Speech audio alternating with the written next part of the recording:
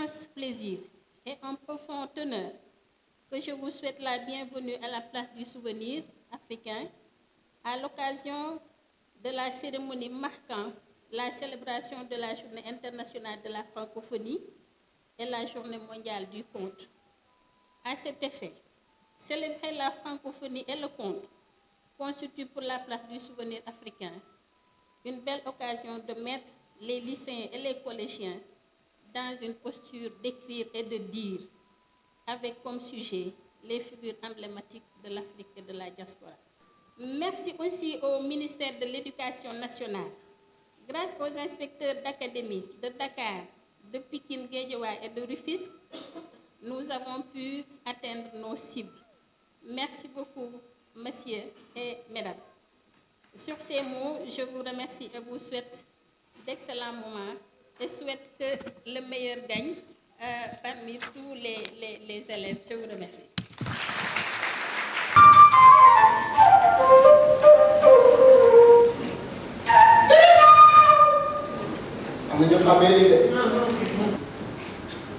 Écoutez le silence. Écoutez la parole.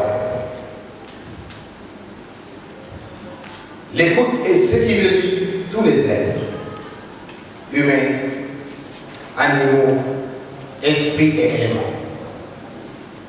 Pas une reine avec une couronne, mais une reine aux yeux profonds, une reine avec une âme claire, une reine dont les mots devenaient lumière, l'histoire de ça.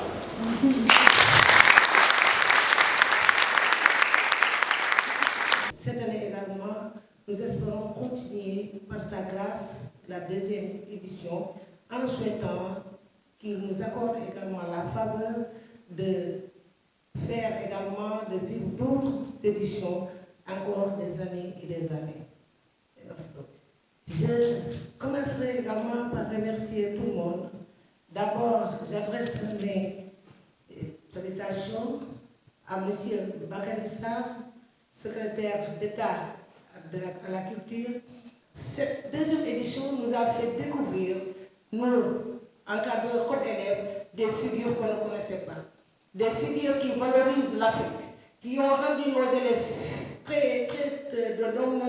très fiers, parce que dans la préparation de ces exercices-là, ils nous ont posé beaucoup de questions, mais madame, nous pensions que peut-être les héroïnes, donc il n'y avait pas de femmes aussi engagées en Afrique, etc. Ce sont ces activités-là qui découvrent notre richesse. C'est avec un réel plaisir et une profonde considération que je prends la parole aujourd'hui, à la fois au nom de M. le ministre de l'Éducation nationale et à mon nom propre, à l'occasion de la cérémonie de remise des prix du concours Plumes et Voix des lycées et collégiens. Cette rencontre s'inscrit dans une période particulièrement symbolique, marquée par la célébration de la Journée internationale de la francophonie ainsi que de la Journée mondiale des contes. Je tiens avant toute chose à transmettre les salutations chaleureuses ainsi que les sincères félicitations du ministre à l'ensemble des encadreurs, à l'ensemble des organisateurs. Leur engagement a permis de donner vie à une initiative exemplaire qui met en valeur le talent, l'imagination et l'implication de notre jeunesse. Je relis et je nage dans l'océan des mots. Je lis, je vis et je contemple la belle vie dans le monde des lèvres. La lecture, telle une jambe qui flotte dans le vent des mots. La lecture, tel un moyen privilégié de connaissance de l'âme. La lecture, tel un océan de connaissance dans le monde de l'ignorance. Je lis, je dis. Je vis, je lis. Écoutez le bruit des feuilles de ses œuvres. Aminata Sow Fall. C'est toujours pour moi un plaisir de me retrouver ici, à la place du souvenir, pour représenter Mme Fatou Isidora Maragnan, ministre représentante personnelle du chef de l'État auprès de l'Organisation internationale de la francophonie, donc à l'occasion de la célébration concomitante de la Journée internationale de la francophonie et la Journée mondiale du conte. Je veux d'abord, en son nom, remercier et féliciter Mme Ngakan Ning Diouf, administratrice de la place Souvenir, pour avoir pris l'initiative depuis plusieurs années maintenant de célébrer la Journée internationale de la francophonie par cette belle activité de concours plumes et voix des lycéens qui met en valeur aussi bien l'écriture que la prestation orale, ce qui contribue évidemment, on l'a dit tout à l'heure, à renforcer les capacités des élèves à travers cette belle activité périscolaire.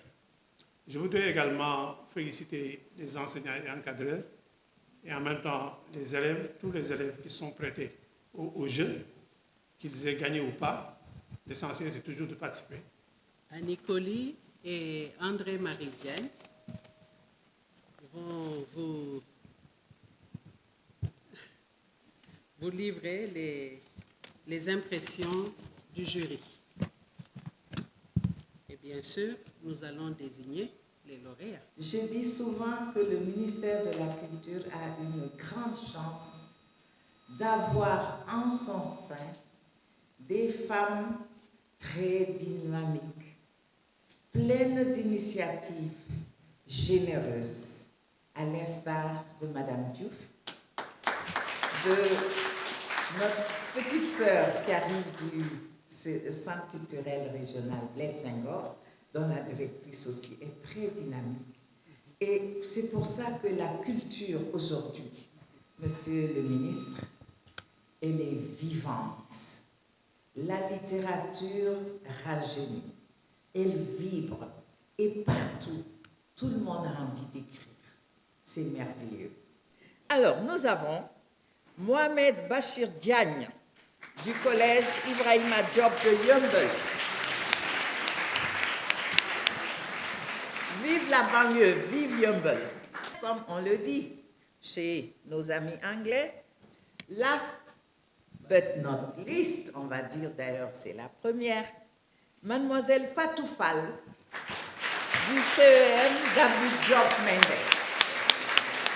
Merci beaucoup. Et poète à ses heures perdues. Écoutez de très beaux discours. Merci à l'IA de Dakar. Deuxième prix, masculinité positive, comme je l'avais dit, Mohamed Bachir Diagne du collège Ibrahima Diop de Yeumbeul. Bravo, bravo. Bravo. Super. Fatou Fall du CEM David Diop Mendes, première, qui a enflammé la salle le 11 mars. Bravo et tous nos encouragements à Fatou.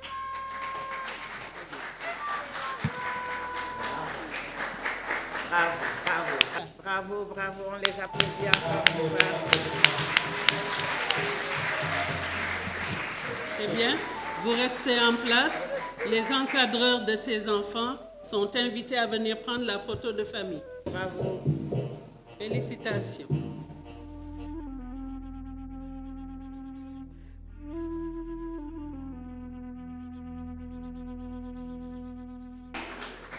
Babacar Hierofal, qui lui est du groupe scolaire Saldia. Ah, ils ne sont pas là. Ils sont là? Est-ce que quelqu'un a été envoyé pour représenter Saldia? Bon. Troisième prix, Babacar Hierofal, groupe scolaire Saldia. Le prix lui sera remis ultérieurement. Deuxième prix, Fatoumata Fati, lycée de Thiaroye. C'est laquelle? C'est celle-là. Elle a écrit une lettre à Lamine Gueye.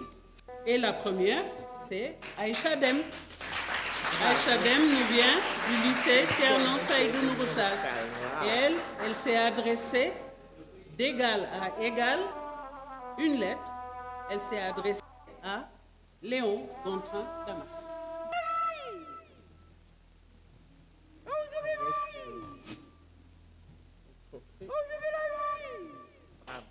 Félicitations.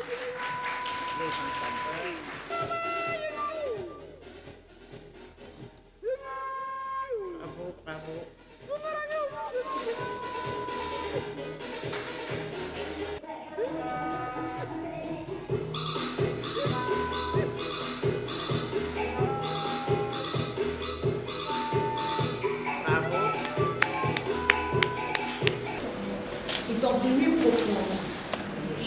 la foi d'Abdoulaye Sadji. Il est de ces hommes rares, pressés dans la tourmente, qui refusent l'échec et la parole complaisante. Quand l'ombre coloniale étouffait l'horizon, sa plume était flamme. Alors, le silence devient trop lourd. Ce 1er mars 2026 à Dakar. À toi, Léon Adamas, mon frère tendre. Je ne t'écris pas pour te célébrer. Je t'écris parce que j'ai le hockey. J'ai refermé ton livre et j'ai eu mal aux dents. Mal de ce hockey qui ne passe pas, celui qui serre la gorge quand on voit l'injustice repeinte en modernité.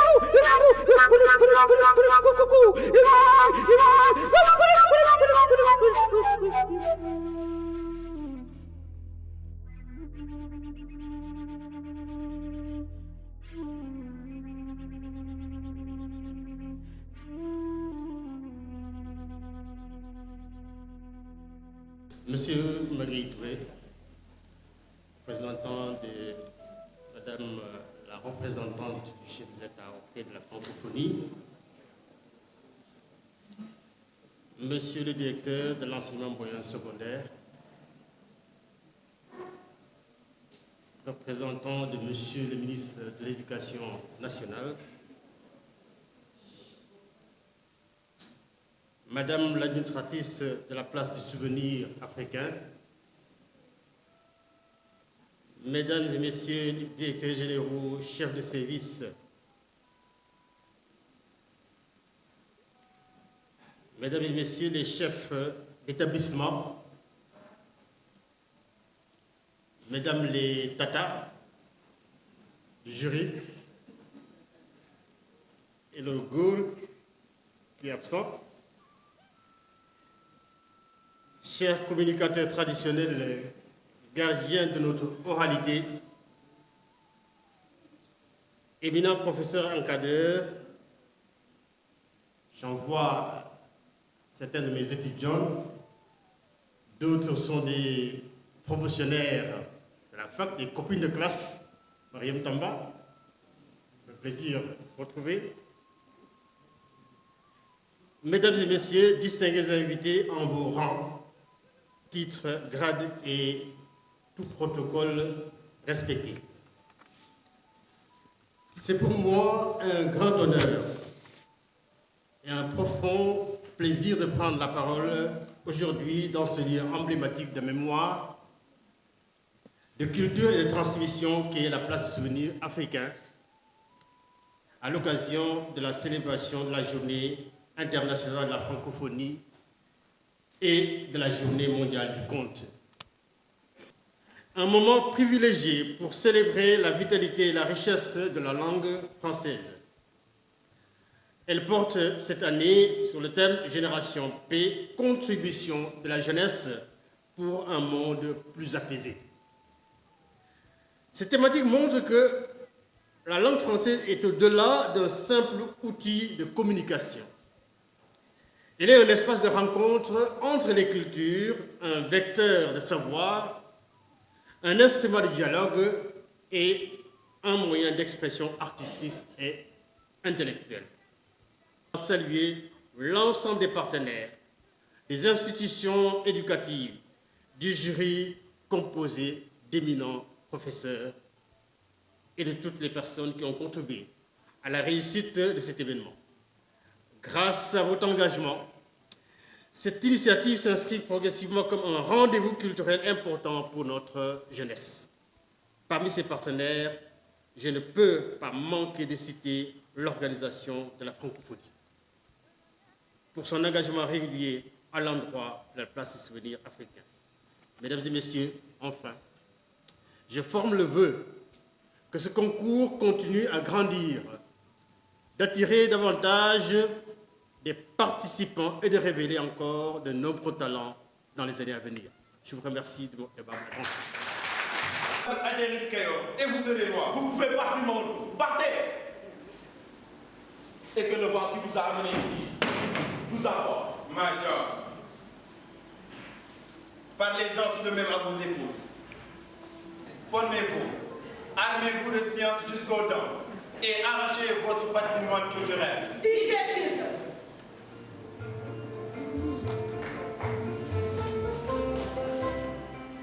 Lamine Gueye. C'est moi Lamine Gueye. L'avocat de tous les avocats. Défenseur de tous les défenseurs. Monsieur le Président, si vous condamnez le vieux Samouniaï à l'âge de 92 ans, je déchirerai ma robe d'avocat et j'irai en Amérique du Sud, là où le soleil d'Afrique ne me verra plus, devenant le premier juriste noir de l'Afrique française. Et docteur Rangois, Lamine Gueye possède aussi 2 DES, droit privé en 1919 et droit romain en 1933. Déçu par les rebelles politiques, il quitte le Sénégal pour occuper des postes de magistrat à l'île de la Réunion en 1931. Un mouvement de jeunes étudiants sénégalais lui écrit une lettre afin de l'inciter à revenir sur la scène publique. En 1935, elle organise le Parti socialiste sénégalais. En 1945, elle participe aux élections municipales de Dakar, puis devient maire de Dakar. À l'Assemblée nationale, Il est l'auteur de la loi Lamine Gueye, plus tard intégrée à la Constitution de la 4e République. La loi du 30 juin 1950 proclame l'égalité de traitement et d'avantages de toutes sortes à tous les fonctionnaires civils et militaires servant outre-mer. Sans distinction de race, de religion ou de sexe, car la justice n'est pas un privilège, elle est la illustration même de la liberté. J'appuie Lamine Gueye, l'avocat de la dignité humaine.